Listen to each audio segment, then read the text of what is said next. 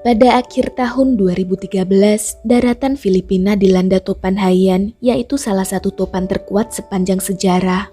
Bagaimana tidak, topan Haiyan atau biasa disebut topan Yolanda telah menewaskan lebih dari 6.000 jiwa serta mengalami kerugian infrastruktur sebesar 50 miliar peso atau setara dengan 15 triliun rupiah. Selain itu, topan Haiyan juga memorak-porandakan lahan-lahan di Filipina, salah satunya adalah wilayah Visayas Timur. Dampak dari bencana ini mengakibatkan sejumlah infrastruktur roboh, rumah-rumah ambruk, sawah dan lahan perkebunan rusak parah, hingga membuat penduduk di sana banyak yang menjadi tunawisma. Di antara seluruh korban jiwa, terdapat satu keluarga besar yang sedikit beruntung sebab tidak kehilangan salah satu anggota keluarga mereka, yaitu keluarga Joanna de Mavelis. Kendati demikian, keluarga Joanna juga mengalami kerugian signifikan. Mereka kehilangan rumah yang memberi keteduhan bagi 9 anggota keluarga. Lahan pertanian mereka juga rusak, sehingga memutus tali sumber pendapatan keluarga Joanna. Alhasil, dalam memenuhi kebutuhan hidup, mereka terpaksa berhutang ke sana kemari yang semakin hari kian menumpuk. Mengalami perubahan drastis dari segi finansial, salah satu anak perempuan di keluarga tersebut yakni Joanna memutuskan mengambil tindakan menjadi pembuka rezeki bagi keluarganya. Dia nekat pergi ke luar negeri, bekerja sebagai tenaga kerja asing disingkat TKA. Diiringi niat mulia serta menyampingkan segala pikiran negatif, Joanna menjadi asisten rumah tangga di negara Kuwait. Namun siapa sangka kalau rupanya Joanna tidak akan pernah pulang membawa hasil kerja kerasnya. Joanna justru kembali ke negara asalnya Filipina dalam kondisi sudah tidak bernyawa setelah tubuhnya ditemukan membeku tersimpan di lemari pendingin tempat dirinya bekerja. Berikut ini kisah selengkapnya.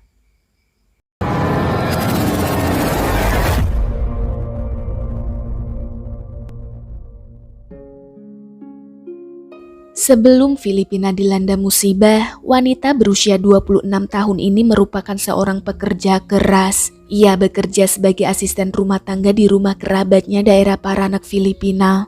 Meskipun bergaji pas-pasan, sebagai anak berbakti, Joanna selalu menyisihkan uang untuk membantu memenuhi kebutuhan keluarganya di Sara, kota Iloilo.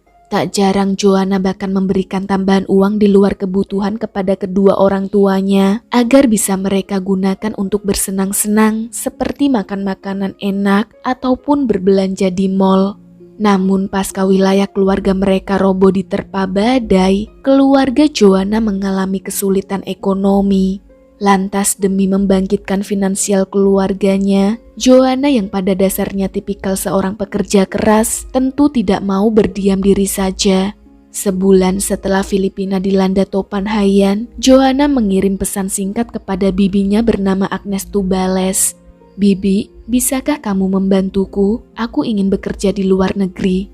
Bibinya, Joanna, memang bekerja di bidang subagen penyedia tenaga kerja asing. Dia memiliki banyak koneksi ke beberapa agen penyalur TKA yang ada di Filipina. Oleh sebab itulah, Joanna memohon kepada bibinya supaya dia bisa bekerja di luar negeri. Dalam rangka membantu keponakannya, Agnes pun merujuk Joanna ke salah satu agen penyalur TKA, yaitu Our Lady of Med Carmel Global Human Resources Incorporated. Setelah melengkapi persyaratan yang dibutuhkan, Joanna akan disalurkan ke negara Kuwait. Kemudian, selepas mengurusi segala keperluan keberangkatannya ke Kuwait, tak lupa ia memberitahu keluarganya sekaligus meminta restu mereka. Namun alih-alih mendukung, keluarganya justru merasa keberatan dengan keputusan yang telah Joanna ambil.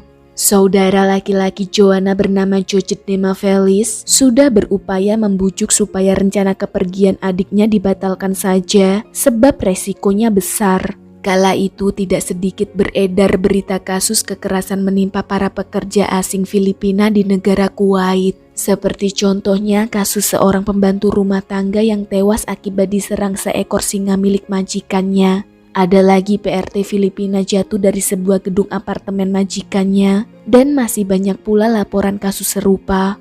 Meskipun begitu, Joanna tidak menyerah dengan pilihan hidupnya. Apalagi melihat keadaan keluarganya yang sangat memprihatinkan. Beberapa alasan yang membuat Joanna tak gentar merantau ke negara Kuwait, diantaranya adalah melihat kondisi rumah orang tuanya yang tidak layak huni, menyadari keadaan finansial keluarganya pas-pasan, bahkan tak jarang mereka mesti menahan lapar demi menghemat pengeluaran, serta tidak tega melihat kedua orang tuanya yang berusia lanjut masih saja bekerja menggarap lahan pertanian mereka. Dengan iming-iming gaji bulanan minimal $400 atau setara dengan 4,8 juta rupiah, yakni angka fantastis mencapai 10 kali lipat dari gaji rata-rata di Filipina. Di bulan Mei tahun 2014, Joanna memberanikan diri berangkat ke negara Kuwait usai mengantongi restu dari kedua orang tuanya. Setibanya di sana, Joanna tinggal di apartemen majikannya yang berlokasi di kota Al-Shab. Ia bekerja untuk sepasang suami istri bernama Nader Esam Asaf dan Mona Hassaun. Sepanjang bekerja bersama majikannya, Joanna diberikan beberapa peraturan ketat. Di antaranya paspor dan visa Joanna ditahan sang majikan. Ponsel miliknya juga disita yang hanya diperbolehkan mengakses setiap 4 bulan sekali, itu pun hanya diizinkan menghubungi kerabatnya saja. Hal itu dikarenakan sistem kafala yang masih berlaku. Sebagai tambahan informasi, sistem kafala adalah sistem yang digunakan untuk mengawasi buruh migran yang umumnya bekerja sebagai tukang bangunan atau pembantu rumah tangga di negara Lebanon, Bahrain, Irak, Yordania, Kuwait, Oman, Qatar, Arab Saudi, dan Uni Emirat Arab. Sistem ini mewajibkan semua tenaga kerja tidak terlatih wajib memiliki sponsor yang biasanya disponsori majikan mereka sendiri. Oleh sebab itulah, majikan bertanggung jawab penuh atas visa hingga status hukum pekerjanya. Walaupun merasa terkekang, dengan sabar Joanna fokus bekerja demi menghidupi keluarganya di kampung. Secara berkala setiap jadwal menelponnya tiba, Joanna selalu menghubungi keluarganya di Filipina. Setiap kali bertelepon, tidak pernah sekalipun Joanna mengatakan hal buruk tentang majikannya. Namun pernah suatu saat, Joanna bercerita perihal pekerjaannya yang terus-terusan dipantau oleh majikannya. Tepat di hari terakhir ia menelpon keluarganya yaitu pada bulan September tahun 2016. Setelah percakapan telepon itu, Joanna tidak pernah menghubungi keluarganya lagi. Akun Facebook Joanna juga mendadak menghilang. Merasa ada yang aneh, keluarga Joanna mencoba menghubunginya, tetapi sia-sia. Cemas terjadi sesuatu kepada Joanna, keluarganya di kampung lantas meminta bantuan pemerintah Filipina, khususnya Administrasi Kesejahteraan Pekerja Luar Negeri disingkat OA dan Administrasi Pekerja Filipina disingkat POEA. Beruntungnya, kedua pihak administrasi tersebut dengan sigap menyelidiki laporan keluarga Joanna. Akan tetapi sialnya saat mereka mencari tahu agen penyalur yang mengirim Joanna ke Kuwait, yakni Our Lady of Mount Carmel Global Human Resources Incorporated, rupanya agen itu sudah tidak beroperasional sehingga penyelidikan terhambat berada di jalan buntu. Sebab dari hasil penyelidikan, ternyata Joanna menjadi salah satu korban perekrutan tenaga kerja asing ilegal. Bibi Joanna mengaku memperoleh komisi sebesar 13.000 peso setara dengan 3,5 juta rupiah dari agen penyalur TKA Filipina yang dipekerjakan di negara Kuwait. Awalnya, ia dijanjikan imbalan senilai 5.000 peso atau sekitar 1,3 juta rupiah untuk setiap rujukan. Namun tidak ada informasi lebih lanjut mengapa Bibi Joanna mendapat bayaran 2 kali lipat setelah merujuk ponakannya. Terlepas dari permasalahan itu, Bibi Joanna mengaku tidak tahu menahu kalau ternyata agen penyalur Joanna beroperasi secara ilegal. Keluarga Joanna tidak dapat berbuat apa-apa lagi. Mereka cuma bisa berharap semoga segera mendapatkan kabar baik tentang Joanna. Hingga 1 tahun lebih berlalu, akhirnya mereka mendapat kabar juga mengenai keberadaan serta kondisi Joanna. Tapi bukan kabar baik yang mereka terima, melainkan kabar buruk. Joanna dipulangkan dalam kotak peti mati dengan keadaan yang sudah tidak bernyawa. Jasad Joanna kemudian dimakamkan di kampung halamannya kota Iloilo pada tanggal 3 Maret tahun 2018. Upacara pemakaman dihadiri oleh seluruh anggota keluarga, ratusan masyarakat Filipina, bahkan pemimpin nomor 1 negara itu pun turut menghantar kepergian Joanna. Kematian Joanna tersebut terungkap 1 bulan sebelumnya, yaitu pada tanggal 9 Februari tahun 2018 ketika petugas dari salah satu departemen Kuwait mendatangi apartemen yang ditinggali Pasutri Asaf dan Mona, yaitu majikan Joanna. Petugas menyambangi kediaman Pasutri itu dalam urusan menagih iuran bisnis yang belum dibayarkan. Setibanya mereka di sana, ternyata apartemen tersebut sudah lama sekali tidak berpenghuni. Terlihat jelas dari penampakan apartemennya yang kotor, pintunya pun bahkan tidak dikunci sehingga petugas bisa leluasa masuk ke dalamnya.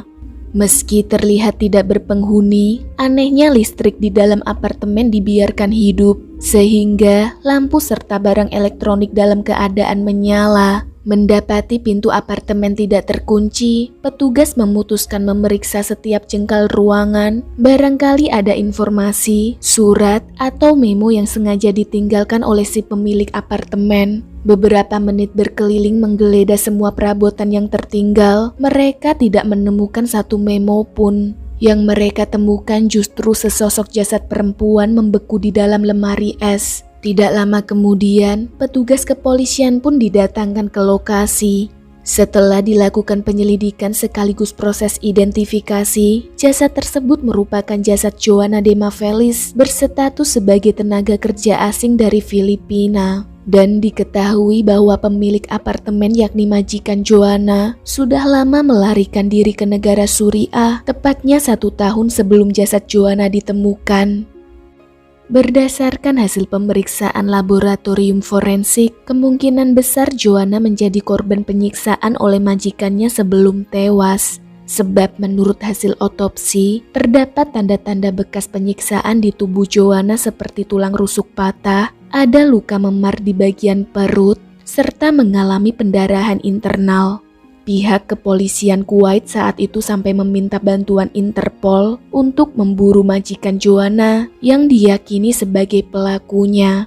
Lalu 2 minggu pasca jasad Joanna ditemukan, pada akhirnya Interpol berhasil meringkus pasutri kejam pembunuh tenaga kerja asing asal Filipina tersebut. Baik Asaf dan istrinya Mona sama-sama tertangkap di negara Suriah. Si suami Asaf yang berkewarganegaraan Lebanon diserahkan ke otoritas negara asalnya, sedangkan Mona tetap ditahan di Damaskus, ibu kota negara Suriah.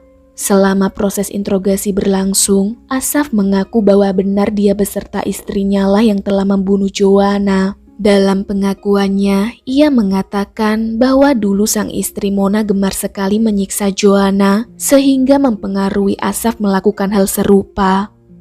Sementara menunggu proses hukum kedua terdakwa, kasus kematian Joanna Demafelis ini mengundang amarah publik hingga Presiden Filipina Rodrigo pun turut prihatin. Presiden Rodrigo berjanji akan mencari keadilan bagi Joanna serta tenaga kerja Filipina di Kuwait yang juga mengalami penganiayaan. Pemimpin nomor 1 Filipina itu bahkan membuat larangan penyaluran tenaga kerja Filipina ke negara Kuwait yang justru malah memicu ketegangan diplomatik di antara kedua negara tersebut. Selain melarang warganya bekerja di Kuwait, Presiden Rodrigo juga menawarkan lebih dari 1.000 kursi penumpang pesawat komersil bagi TKA Filipina yang mau kembali ke negaranya. Namun, dari sekian banyak kursi pesawat yang dikirim ke negara Kuwait, dilaporkan 900 orang saja yang bersedia pulang.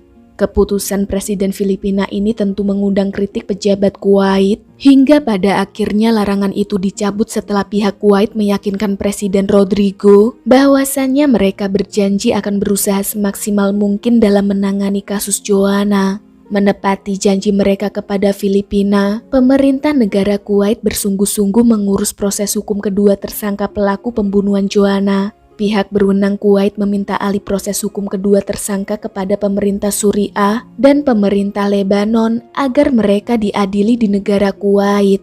Setelah mengekstradisi kedua tersangka, akhirnya pada bulan April tahun 2018, Pasutri Asaf dan Mona dijatuhi hukuman gantung oleh Hakim Pengadilan Tinggi Kuwait. Meski sampai detik ini belum ada berita terkini mengenai pelaksanaan eksekusi kedua terdakwa, setidaknya hukuman yang diterima para pelaku sudah mutlak.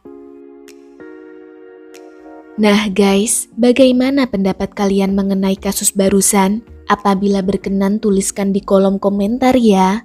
Well, sekian dulu cerita kali ini. Sampai jumpa di pembahasan kasus berikutnya. Stay healthy and see you.